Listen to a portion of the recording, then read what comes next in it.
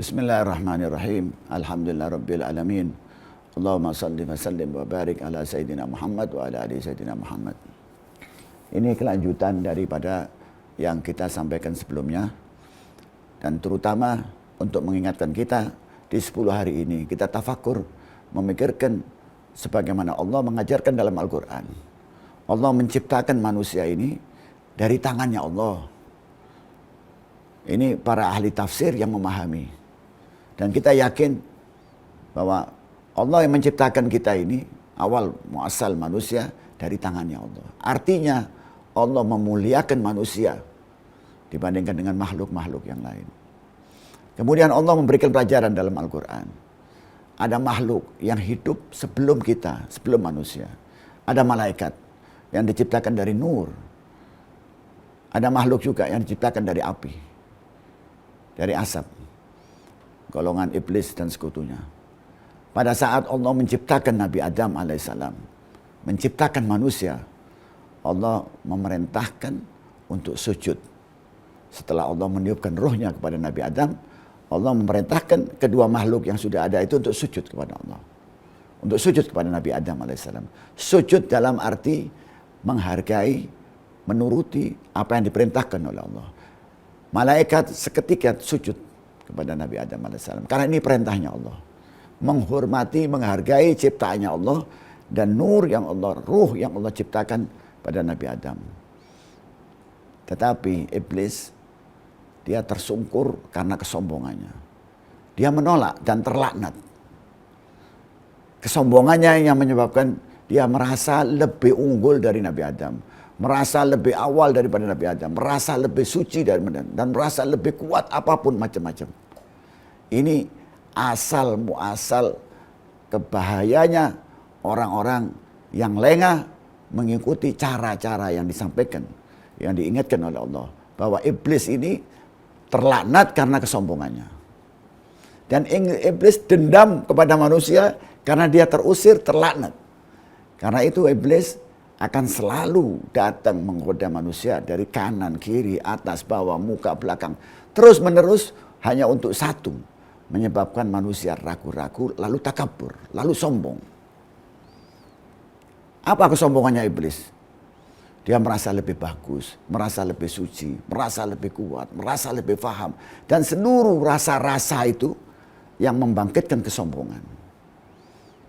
Sekarang ini kita bisa memperhatikan banyaknya orang-orang yang takabur, orang-orang yang sombong, orang-orang yang merasa punya derajat, punya kelebihan, merasa lebih sukunya lebih bagus dan macam-macam.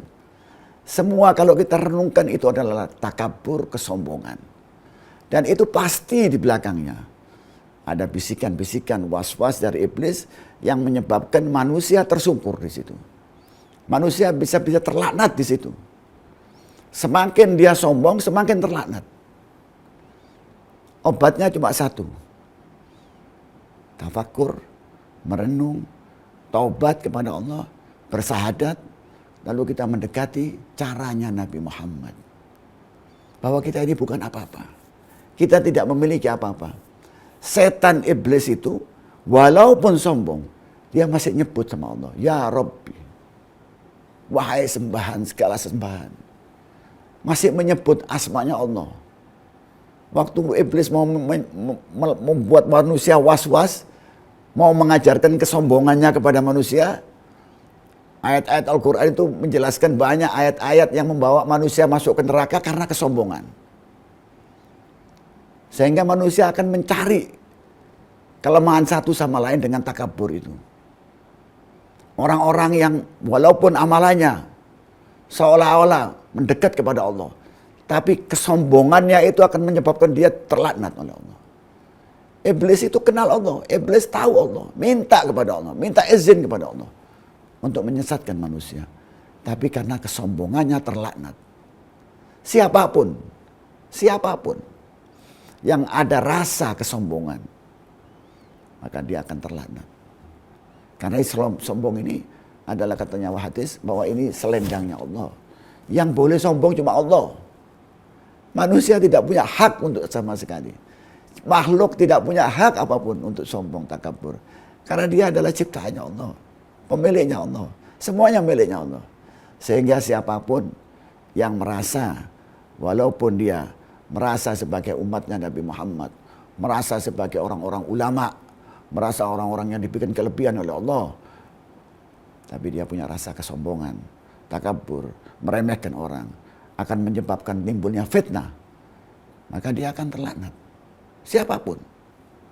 Sebaliknya, orang yang selalu menjaga dirinya, orang yang tawadu, orang yang selalu mendekat kepada Allah, orang yang khawatir bahwa dia punya rasa ini masih belum sempurna menyembah Allah. Orang yang khawatir karena diawasi oleh Allah. Orang yang khawatir karena dia semuanya ini diberi oleh Allah. Ilmunya, matanya, telinganya, tangannya, hartanya, semuanya diberi oleh Allah. Orang-orang yang khawatir nanti pada saat ditanya oleh Allah, orang-orang itu akan selamat. Apalagi orang-orang yang selalu mendekat kepada Rasulullah. Dia tidak bakal memikirkan orang lain. Dia akan sibuk mengurus dirinya sendiri. Orang-orang itu akan ditanya oleh Allah. Yang ditanya keluarganya dulu nanti. Setelah menyelamatkan dirinya, keluarganya. Dan tidak akan ditanya yang lain-lain nanti dulu. Ini dua ini akan ditanya dirinya, anfus, nafasnya, jiwanya, rohnya, dan keluarganya. Untuk ditanya, sudah menjalankan belum supaya jangan sangat masuk neraka. Ada kesombongan apa tidak dalam keluarganya, dalam lakunya, dalam pribadinya. Ini bahaya yang harus kita jaga. Jangan sampai kita nantinya sudah diberi pelajaran oleh Allah, ada makhluk yang terlaknat karena kesombongannya. Kesombongan ini dari prasangka. Dia berprasangka. Padahal dia tidak punya ilmu di situ. Yang ada prasangka saja. Iblis itu tidak punya ilmu. Dia prasangka kepada Allah. Berprasangkanya kepada Allah. Nah ini iblis akan menyesatkan manusia dengan prasangka-prasangkanya. Sampai manusia ini mengikuti caranya iblis. Terlaknat. Dan iblis tidak akan tanggung jawab nantinya di Yaumul Mahsyar. Masing-masing akan mempertanggungjawabkan. Ini tambahan yang ingin saya sampaikan. Dalam 10 hari bulan Zulhijjah ini kita merenung kepada Allah. Kita menjaga batin kita. Jangan sampai ada kesombongan. Bersihkan diri dari kesombongan, takabur dan sebagainya. Kita tidak punya apa-apa. Semuanya dari Allah. Mudah-mudahan ini bermanfaat.